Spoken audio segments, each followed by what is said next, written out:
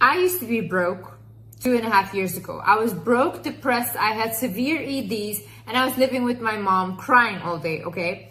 I completely turned my life around in 2.5 years. And the abundance I've attracted, the wisdom I've attracted, the new experiences, like, guys, it's shocking to me. It's shocking to me that I'm living this life. I want to show you guys how you can change your reality around and what you need to do if you are in a stuck place right now in order to change it around and actually manifest reality that you want to live in and create for yourself. I have a therapist, right? And I was talking to my therapist and we were basically discussing that I feel so depleted and so tired all the time. And then he told me, he's like, Liz, what is in your backpack? And I was like, what do you mean? And he's like, okay, day to day, how are you engaging with things? Are you complaining more? Are you reacting to hate and angry messages? Are you engaging into conversations that are hateful? Or are you loving? Are you pointing out what's beautiful? Are you being optimistic and grateful?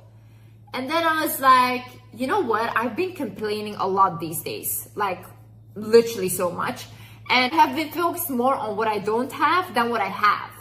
So I started to think about it, and he's like, well, so that's what you have been carrying in your backpack. So your backpack is filled with hate, complaining, anger. So what your first reaction will be to every situation is that it's hate, it's anger, it's complaining, okay? He said, if you had filled your backpack with love and loving conversations, with laughter, with being grateful, that would be your first reaction and you would energetically not be depleted. He said to me, the issue is when we are energetically depleted, no sleep can fix that. When you have a workout, for example, you can have a good day of sleep and that's it. The next day you feel fine again, okay? But when you're energetically depleted, no matter how much you sleep, you're always tired.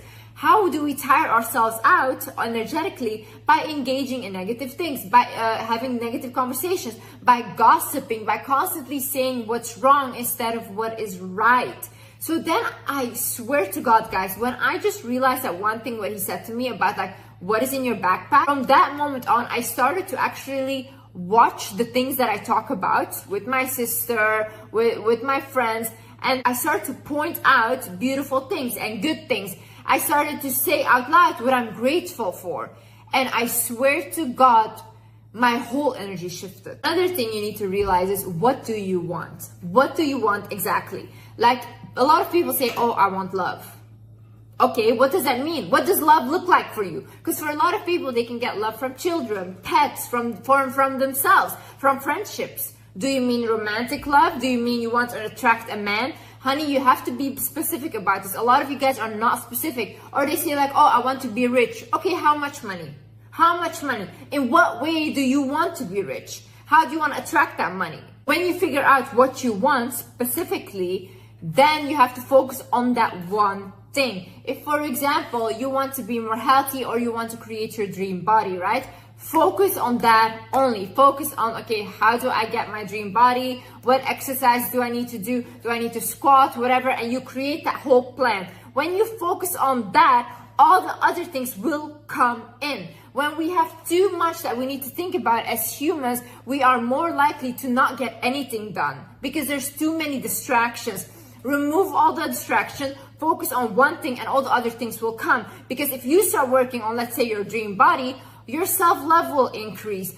People will look at you differently because you love yourself more now. So all the other things you're trying to manifest will come anyways. And honey, you have to be consistent about it. What you want, you have to have consistency there. See, I'm a hustler. I've been a hustler ever since I was young. I had one goal in life and that was to make money because I saw my mother struggle and my siblings and I did not want that to be my reality. So what did Liz have to do? Okay, how do I create money? How do I make money? What am I good at? What would people pay for to see me do or whatever? And then I realized, you know, wait a minute, everyone comes to me for advice constantly. I'm really good at giving advice. So then I started my channel and the money came in because now I'm helping people and I'm doing what I'm good at. A lot of people, they always say like, oh yeah, I tried and it didn't work out, whatever.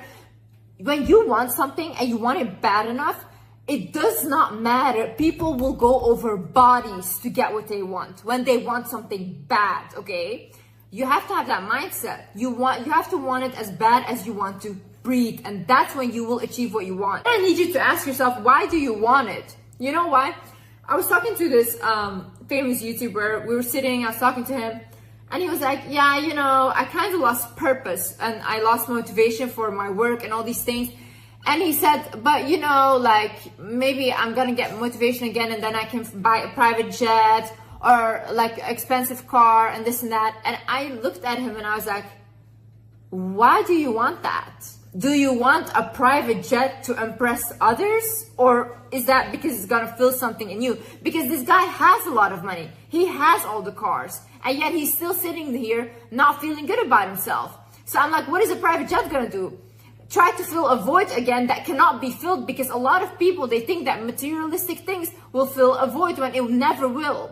You have to have purpose in life. You think that if you die, someone will say like, oh my God, this guy had a private jet. Oh, he was a great guy. No one will say that. It's the legacy you leave on this earth. You guys need to think bigger and huger. What impact do I want to leave this earth with? Life, you have to find something that fills your soul and not the validation of other people. Because honey, this validation you will never get. These people will always look down on you, and there's always people that are bigger and bigger than you. So you're competing in a race that you will never win. The way of changing your reality is getting to know who you are. And I know I speak about this a lot, but this is actually so important. When you know who you are and you observe yourself and you know your own toxic traits, or the toxic traits that you allow from other people, then you can actually change things in your life. Because a lot of you guys, you want to change, but you're not self-aware at all, you know? I can list things that are toxic about me. I know this because I've, for example, been in a relationship. And then I start to work on these things, because I'm not gonna blame everyone around me and not look inside of the mirror. That's also why you should look at the repeating patterns in your life. Because I had this with a lot of friendship, that I would constantly attract the same person again and again and again, and they were always dishonest to me. And I have an issue with that because I'm too honest. I will say everything about my life, and I love friends and family deeply, okay? So if I love someone, I go way too deep into it. So when they lie to me or I catch them in like a betrayal or stuff, it really hurts me on a deep level. But then I started wondering, okay, Liz, why are you constantly attracting the same person? Then I realized, I think there is a desperation inside of me, especially with female friendships, to be loved and to be seen. Because growing up, I never had that. I didn't have like female friendships, and I even had like one traumatic event with a friend that yelled in front of all like the, what's it called, the kitchen where everyone eats, that I'm a stalker and I should leave her alone. But I thought that this girl was my friend. And subconsciously, I had clocked that memory in my mind, and ever since then, I was acting like too much in friendships. Like I really just wanted the validation of a female friend. But because of that, because I was too desperate for it, I constantly attracted liars and liars and liars that kept hurting me, until I learned the lesson of detachment from female friendships. It was almost like it was so easy for me to detach from men and male relationships. I didn't care. But with women, I held them in such a high regard, to a point where even if they did something wrong, I would overlook it. Like I would just be like, oh no, they're perfect, you know?